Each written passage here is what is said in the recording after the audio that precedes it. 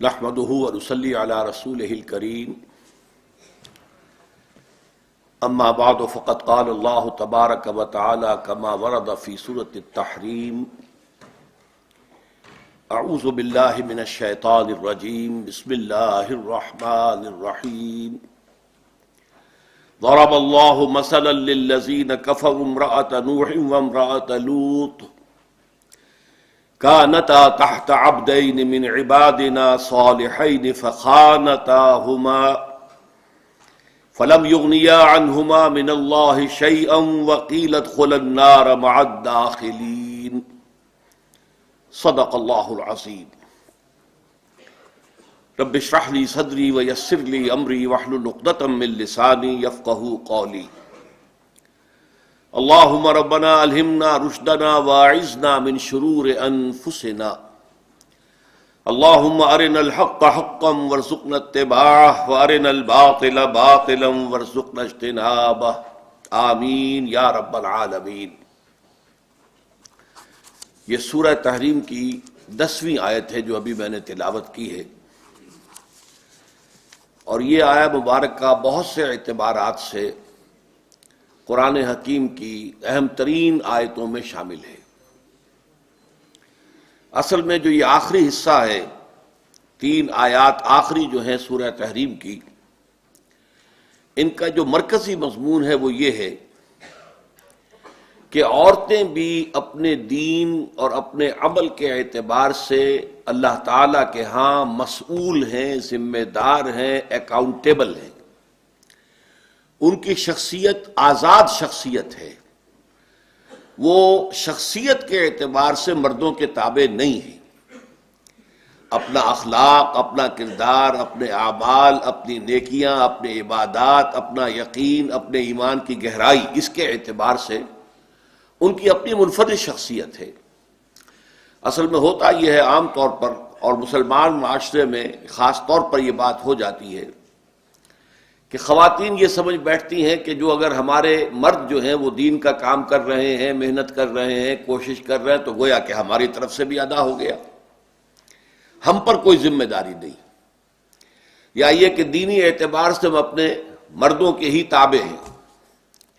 یہ بات جو ہے جس کی نفی کی جا رہی ہے ان آیات کے اندر، اور جو میں نے ہینڈ بل اس کے لیے شائع کیا تھا اس میں پھر خاص طور پر مزید حوالہ دیا تھا سورہ لہب کا، کہ اس سے یہ معلوم ہوتا ہے کہ ہر عورت کی اپنی ایک آزاد شخصیت ہے۔ یہ مسئلہ عہد حاضر میں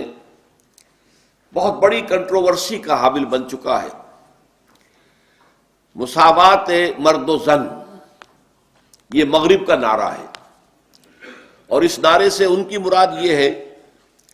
کہ ہر اعتبار سے مرد اور عورت بالکل برابر ہیں۔ اسلام کا معاملہ اس میں یہ ہے کہ نہیں، انتظامی اعتبار سے جب ایک مرد شوہر ہو اور ایک عورت اس کی بیوی ہو تو وہ برابر نہیں ہے۔ البتہ انسانی سطح پر وہ برابر ہیں،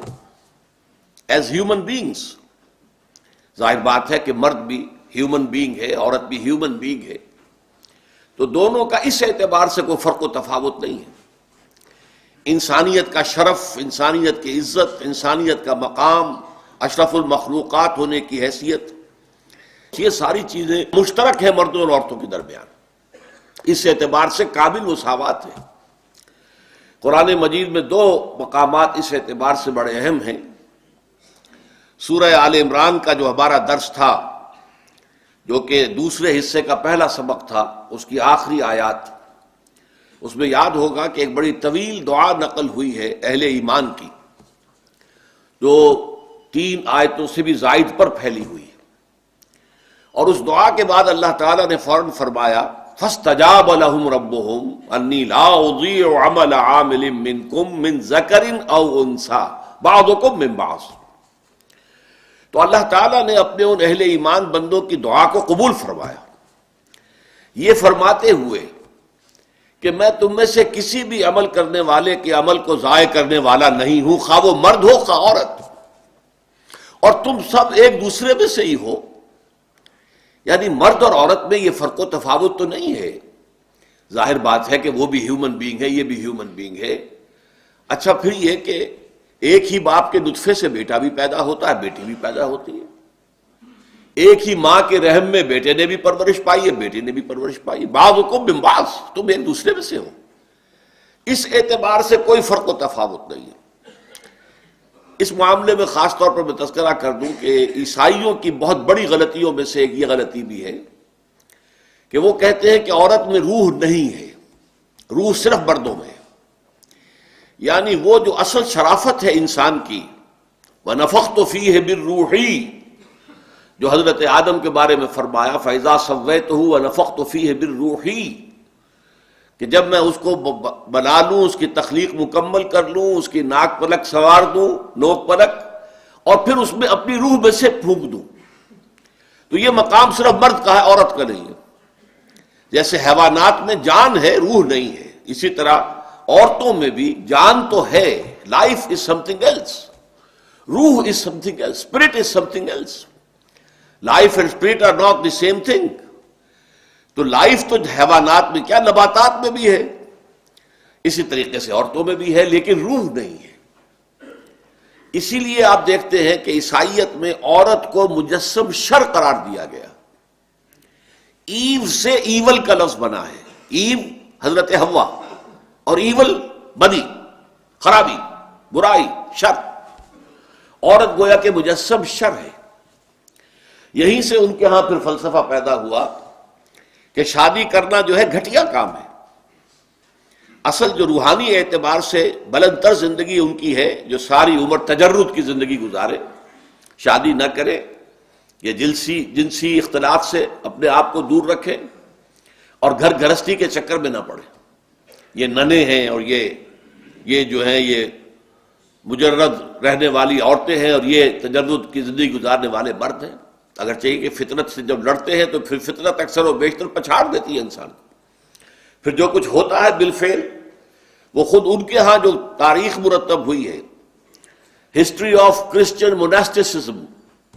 تو اس میں بتایا گیا ہے کہ اگرچہ راہب خانوں میں بظاہر کہنے کو تو راہب مرد اور راہب عورتیں رہتی تھیں، غیر شادی شدہ مرد، غیر شادی شدہ عورتیں، لیکن ان کے تہخانوں میں حرامی بچوں کے قبرستان آباد ہو جاتے تھے، اس لیے کہ فطرت ہے انسان کی، ایک تقاضا ہے اس کا، اس کی جبلت ہے، اس کی طبیعت ہے، اس کی سرشت ہے، اس کی خلقت ہے، اس کا تقاضا ہے، اس کو پورا ہونا چاہیے۔ بہرحال اسلام جو ہے شرف انسانیت کے اعتبار سے تو مساوی قرار دیتا، مرد اور عورت کو اس میں کوئی فرق نہیں، لیکن یہ ہے، اور اسی کے حوالے سے پھر یہ نتیجہ نکلتا ہے کہ وہ بھی رسپانسبل ہے۔ جیسے مرد ذمہ دار ہے، جواب دہ ہے، وہ اسی طرح عورت بھی اللہ کے سامنے جواب دہ ہے، ذمہ دار ہے، اکاؤنٹیبل ہے۔ اور اسی طریقے سے قرآن مجید میں بیان کیا گیا ہے، سورہ نساء کی آیت نمبر 32 ہے، وَلَا تَتَمَنَّوْا مَا فَضَّلَ اللَّهُ بَعْضَكُمْ عَلَىٰ بَعْضٍ لِلرِّجَالِ نَصِيبٌ مِّمَّا اكْتَسَبُوا وَلِلنِّسَاءِ نَصِيبٌ مِّمَّا اكْتَسَبْنَ، مردوں کے لیے حصہ ہے اس میں سے جو انہوں نے کمایا، اور عورتوں کے لیے حصہ ہے اس میں سے کہ جو انہوں نے کمایا۔ اس آیت سے بھی غلط استدلال کرتے ہیں جدید جو لوگ ہیں کہ یہ کمائی دیکھو، عورتوں کے لیے بھی کمائی کا لفظ آیا، گویا کہ وہ کام کر سکتی ہیں، کما سکتی ہیں۔